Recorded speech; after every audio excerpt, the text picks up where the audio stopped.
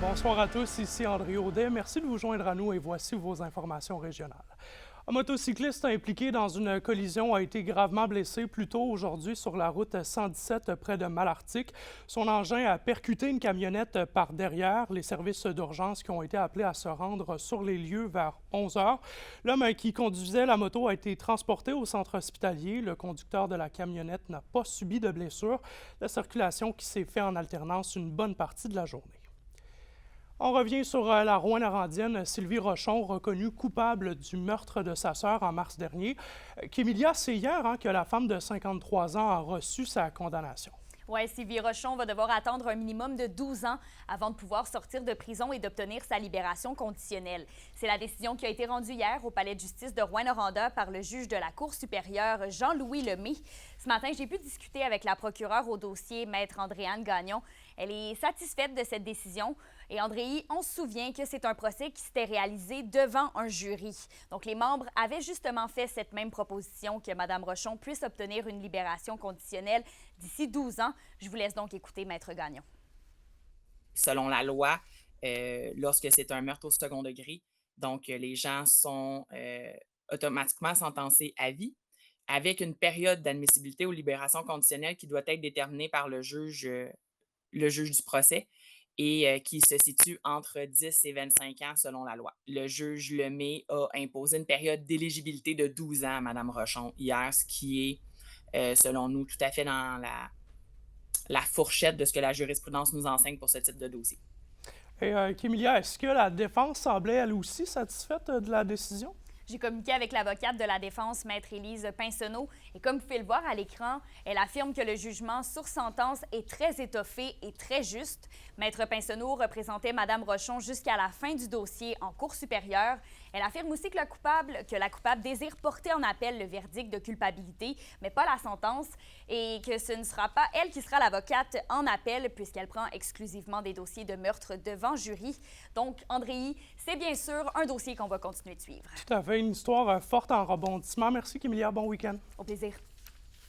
Le ministère des Ressources naturelles et des Forêts a levé son interdiction de feu à ciel ouvert sur une grande partie de l'Abitibi-Témiscamingue ce matin. Les territoires situés au nord de Lebel-sur-Quévillon sont cependant toujours dans l'interdiction d'en faire, à moins d'être dotés d'une installation avec un pare étincelle complet. Trois conditions doivent être réunies, oui, afin de lever une interdiction de feu à ciel ouvert, comme nous l'explique un agent de prévention de la SOPFEU. Ça nous prend évidemment des conditions météorologiques favorables pour les prochaines heures, les prochains jours, ce qu'on a actuellement.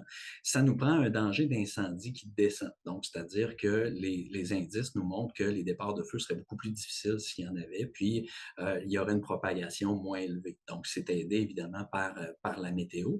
Puis, il y a également, on tient en compte notre capacité opérationnelle. C'est-à-dire qu'on veut le plus possible être capable d'attaquer les nouveaux feux s'il y en a. À Val-d'Or, l'ouverture de la maison de naissance avec l'accompagnement de sages-femmes prévue initialement ce mois-ci est reportée à l'automne. La planification du projet a dû être revue. Un bâtiment appartenant au Centre intégré de santé et des services sociaux de l'Abitibi-Témiscamingue est en processus de validation afin de s'assurer qu'il soit conforme aux normes, ce qui a occasionné un délai. Le maire d'Amos a été éliminé plus tôt cette semaine de la compétition Survivor Québec diffusée sur nos ondes. Et Félix Blacquart en a profité pour s'entretenir avec le principal intéressé afin de faire un retour sur son expérience haute en intensité. On entend souvent parler, bon, on sait où est-ce que c'est Rouyn-Noranda, un peu Val-d'Or, mais Amos, wow, on sait pas trop. Fait que c'est sûr que là, d'être dans les télés 5 soirs par semaine, ça a amené un beau positionnement d'Amos. Est-ce que vous pensez que votre travail de maire a pu vous aider dans votre expérience à Survivor, puis vice-versa? Qu'est-ce que vous pensez que votre expérience à Survivor peut vous aider dans votre travail de maire? Moi, quand je suis parti, je voulais absolument pas que les gens sachent que j'étais maire, mais pas parce que j'avais peur de leur opinion, parce que je voulais vraiment faire l'expérience avec mes aptitudes sans avoir l'étiquette.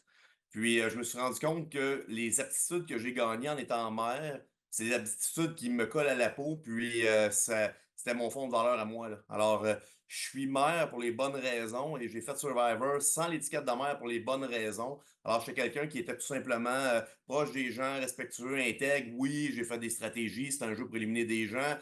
Certains auraient aimé ça que je le sois un peu plus fort, un peu plus poignant.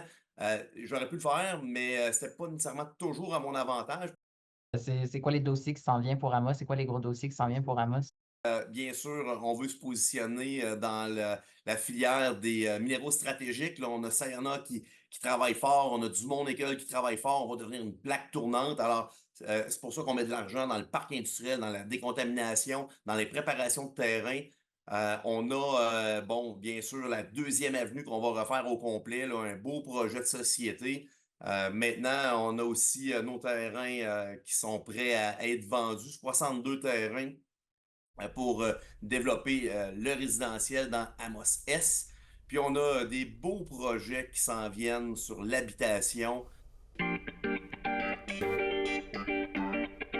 La troupe à cœur ouvert invite la population ce dimanche au lancement de sa production estivale Dernier embarquement au paradis, le tout qui aura lieu au Participac de la Sarre de 13 à 15 heures. Et en cas de pluie, l'activité qui aura lieu à l'Arena Nicolotto. Il y a une panoplie d'activités telles que des jeux gonflables, une prestation des comédiens, des animations ou encore de la musique. Rappelons que la troupe rendra hommage à la production du Paradis du Nord qui a fait vibrer la région pendant plusieurs années. Les Foreurs ont offert une autre surprise de taille en marge du repêchage de la LHJMQ, l'annonce de Nathan Brisson comme nouveau capitaine de l'équipe. L'allié gauche de seulement 17 ans en sera à sa troisième saison chez les Foreurs l'automne prochain.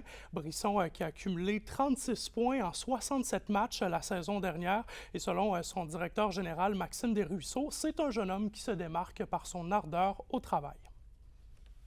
Et d'ailleurs, c'est ce soir que les Foreurs de Val-d'Or feront un pas de plus dans leur reconstruction avec la sélection du deuxième choix au total de repêchage 2024 de la LHJMQ.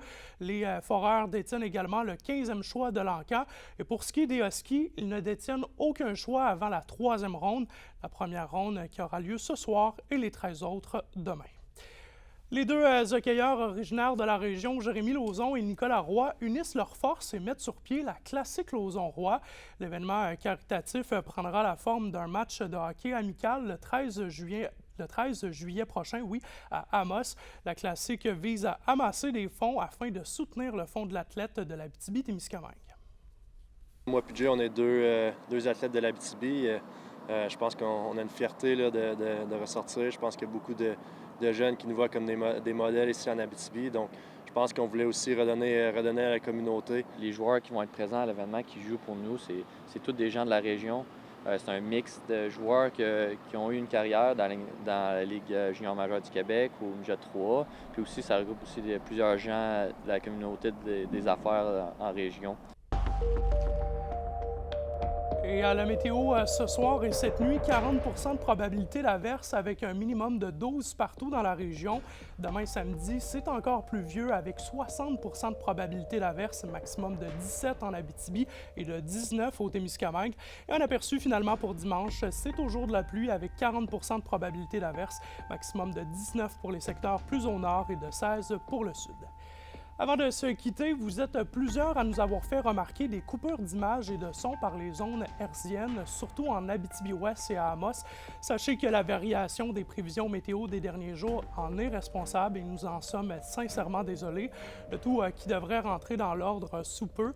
Au nom de toute l'équipe, merci d'avoir été des nôtres cette semaine. On vous retrouve lundi, même heure. Bonne soirée. Passez un excellent week-end.